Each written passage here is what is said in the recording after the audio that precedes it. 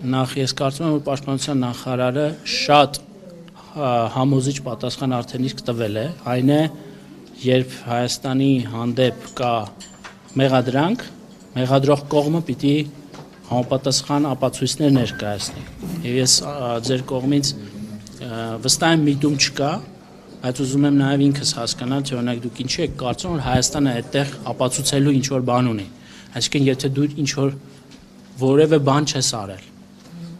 դու ինչ պիտի ապացուցես որևէ մեկին։ Այս իմաստով մենք սպասում ենք Ադրբեջանի կողմից համապատասխան ապացույցներ։ Եթե այդպիսիք արկա կլինեն, բնականաբար համապատասխան գործողություններ կիրականացվեն մեր կողմից։ Ինչ վերաբերում է Արբանյակին, Արբանյակը փամփուշտի արձակումը չի կարող արձանագրել։ Մասնագիտական առումով համարում եմ անհնարին ձեր նշած, այսինքն փամփուշտի պատճառած վնասը արբանյակային երկրի հեռավար կառավարման դիտարկման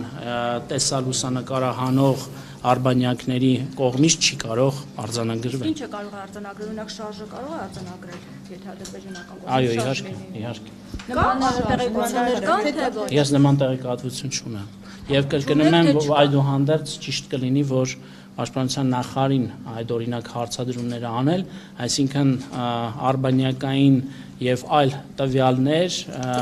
տրամադրվում են մեր գործընկերներին, բայց այդ հարցերը պետք է հասցեագրվեն։ Պարոն Հայրապետյան, մենք մի այսպիսի հարց կարողացա պատասխանել, պատկերացրիք, չէ՞։ Պատկերացրեցի, բայց ձեր թույլտվությամբ հանրության